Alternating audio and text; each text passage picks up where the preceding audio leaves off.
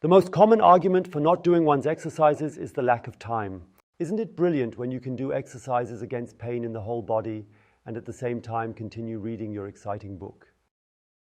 If you want to learn some more exercises against pain in the whole body while reading, please stay tuned now. We start with the spinal exercise. This is for waking up the tense muscles in the lower part of the back here, the deep area. That's why it is always so tense in most people, because the hip flexor is too short due to sitting, which pulls the back forward, and that needs to be counteracted. And we solve that now too. Go into this position that Ina shows, where you put your feet together, and a basic position is that you start with 90 degrees. Step back a little with your feet, Ina, so that you have a 90-degree angle here. This is the starting position, and the angle should not be any narrower. And then you test if you can reach your feet in this 90-degree angle. And you notice with Ina, she is so flexible she can put her feet further forward. If you belong to the people who are very, very tight in the back, then it may be that you can only come forward so far. Then you can pull yourself forward increasingly with a loop or by holding onto the legs. And then you do it like this, where you pull yourself for a moment until you are in the stretch. You keep doing this for 1 minute, always going a little further ahead. And then, starting from minute 2 of the stretch, you begin to want to move your back backward, to want your torso to move backward, thus engaging the muscles in your back. But you hold on tight. And you hold it for about 3-4 seconds, then release it. And then you will notice you move further forward. And you do that for the second minute. And then the exercise is over. If you are as flexible as Ina, then you move your feet further and further forward until you notice that you can still reach there.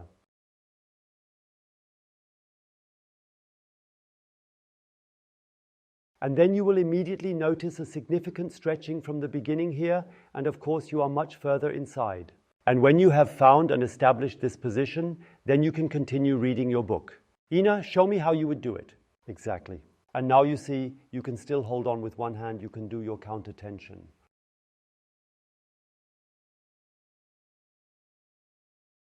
Have fun stretching while reading. Now it goes even further. Lie on your stomach like Ina is doing right now. And now it's about improving posture, straightening the thoracic spine, relieving tension there, and also preventing or addressing pain in the thoracic spine.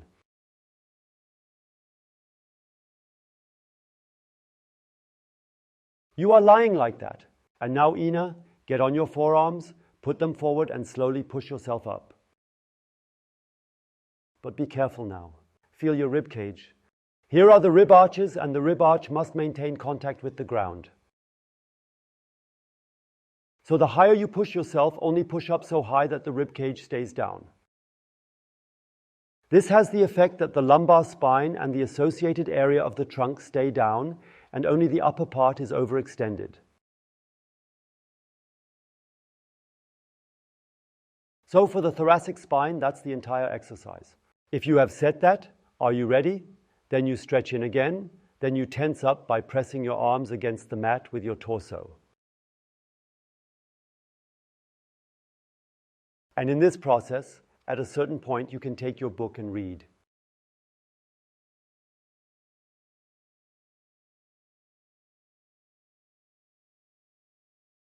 And while reading, you can continue to push yourself up, but always make sure that the rib cage stays in contact with the floor. The next exercise is for the knees and for the ankles. Go into the kneeling position, Ina. If you can do that, then go straight in there. If you can't get it completely, then put something underneath. As an example now, a pillow, if you don't quite come all the way down, or also 2, 3, or a cushion, so that you are in the position where you can just set yourself down. And the stretching sensation in the thighs and knees and also in the ankles is still tolerable. And then you take your book, read in it, and stretch. I highly recommend the next exercise in the squat position because a lot of stretching occurs in the squat, which is shortened in everyday life. You just have to get used to it a little bit until it helps. Many people cannot squat with raised heels. If that's the case for you too, then simply raise your heels.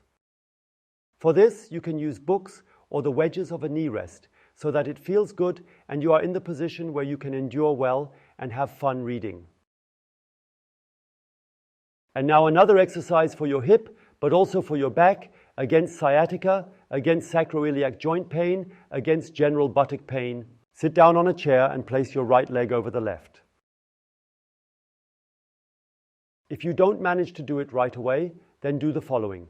Go down again, Ina, then stretch your left leg. Now put your right leg on top of the left one.